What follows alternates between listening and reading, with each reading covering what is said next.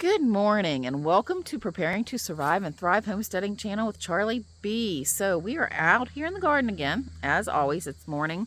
I actually took my time. It was like 60, actually I think it said 56 degrees. Sorry, I'm walking through my jungle and getting itchy and all the bugs and the pollen, which makes me sneeze. So if I sneeze, sorry. But here we go. We're going to go down to the pea patch today. So hang on. I'll be right there. So we are into my pea patch. I have a lot of daisies that's growing up along the bottom of it, and some of my squash that has started to come down into it.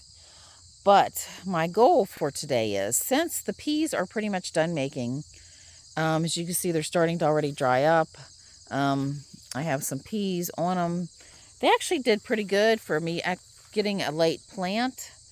So what I'm going to do is, the end goal is to plant more peas today. So now, how am I going to do this? I am literally going to pull all these pea plants up by the roots if possible, and then clean up this whole area. I am going to clean up the area that I'm going to plant, and I'll be bringing you into that when we start. But the reason I want to do that today is because it's supposed to rain this afternoon, evening, and possibly Monday and Tuesday off and on. And that way, if it rains, it'll give these peas a good time to germinate. It'll still be warm enough to germinate. And we should easily get another harvest of peas before the next frost comes in. So hang with me. I'll be back in a little bit. I might show you some other good stuff along the way. About a quarter of a way done cleaning them up. Found my squash plants. My little pal beans and stalks versus my huge pile of daisies and such. So I'm a little bit more than halfway done, and I decided to leave some catnip. It's the one that's right there closest to us, and my one cat stash has already been chewing on it, but catnip gets a beautiful little bloom. It's like a whole little cluster of little purplish white blooms, and the bees will love them. So I gotta leave food for the bees. I can't take it all away.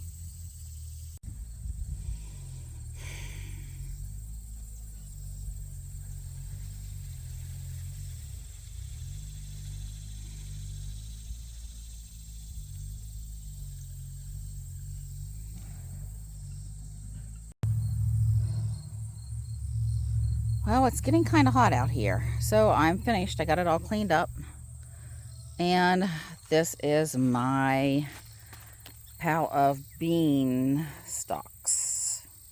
Now, my bean stalks, I've noticed, has some powdery mildew on it. So what I'm going to do, and this is later, well, we'll get to that in a minute. Right now, I left the catnip here growing.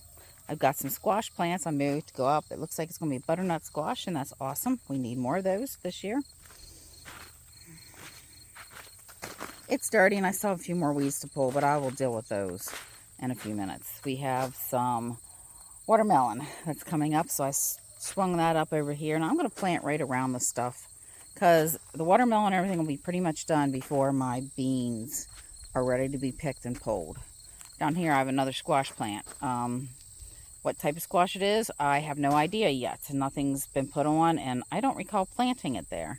So if I planted it there, it would be butternut, acorn, or buttercup, or spaghetti squash. So I guess we'll see. Right now it's looking like a butternut or an acorn, but who knows. My giant pile of weeds that I've actually stepped down, rolled them up with the rake.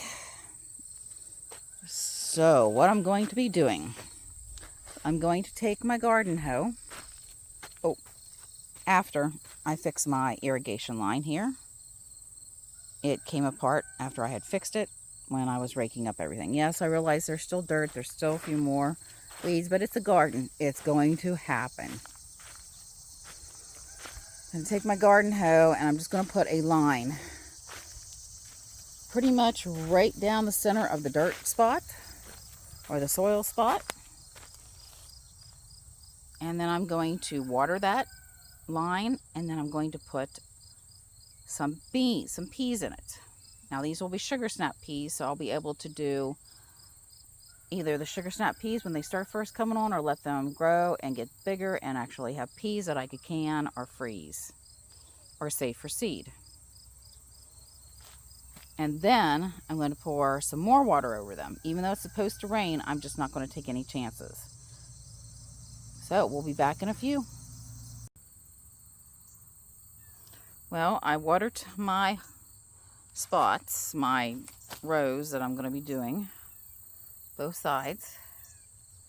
Now, if you are looking towards the south, I am going to plant these different type of peas. This I had planted last time. These are the sugar snap peas. They did very well. And this is something new. They're by Burpees. From what I'm reading, they're also a sugar snap pea.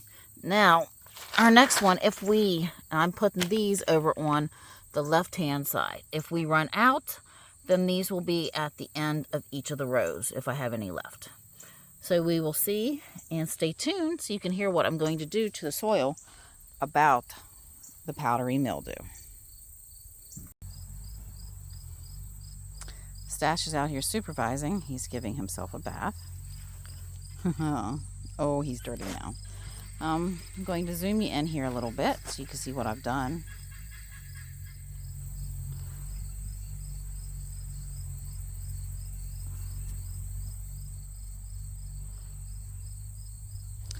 So what I did was I just dropped some of these seeds. I kind of seeded this area where I'm looking at right now on the left hand or the right hand side where I did the sugar snap peas. I seeded them kind of heavy throughout, pushed them down in. Last year they did not completely come up. So these seeds were also from 2019. So they're heavy. And then I started, as you can see, that's where I ended.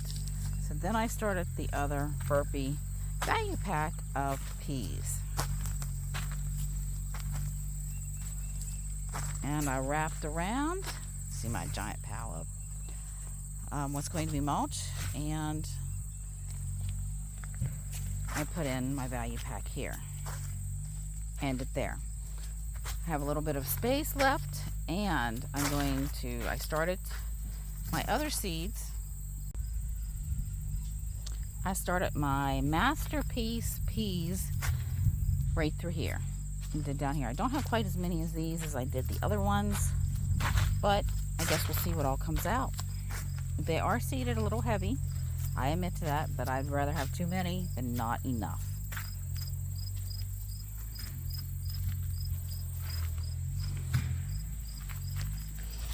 Now I'm going to cover these babies up and do a little push down on them. Cover them all up.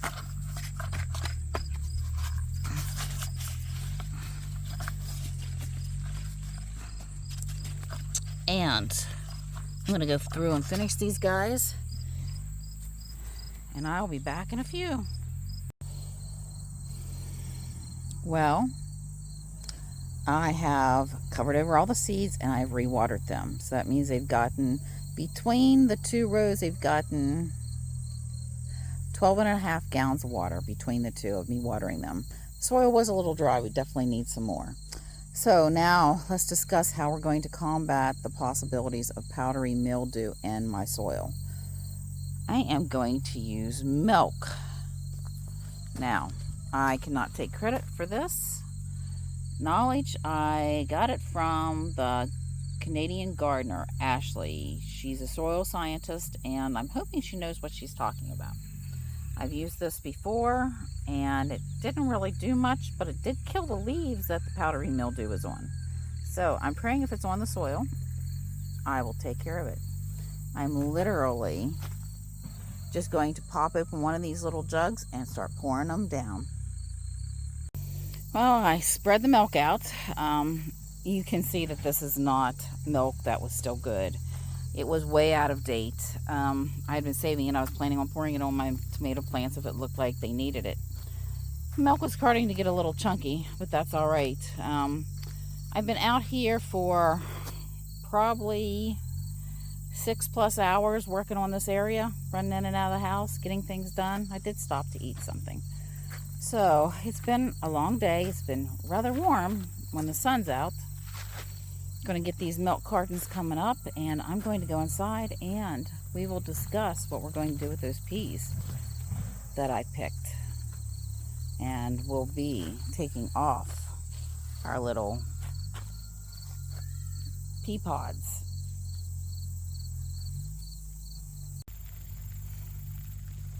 Well, the universe must be looking out for me, or God, or whomever is up there or out there in whatever space. So I was heading back up to the house, and it's starting to rain pretty good actually, and noticed that some of my elderberries, the last 2 clusters that was on the tree, is more ripe than not. So these are going to go in a bag until tomorrow, and then they'll go in the freezer.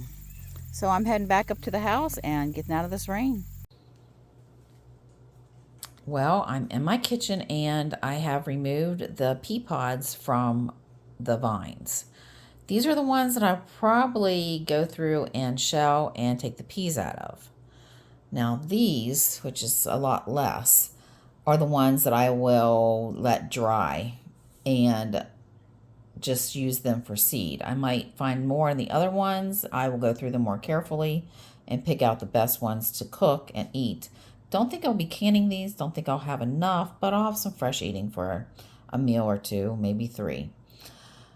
Since these had powdery mildew on the vines and the leaves, just to make sure I don't end up with it on the seeds that I'm going to be saving, I'm going to pour milk in here, dilute it with a little bit of water, and let it sit for a couple hours to make sure it kills everything.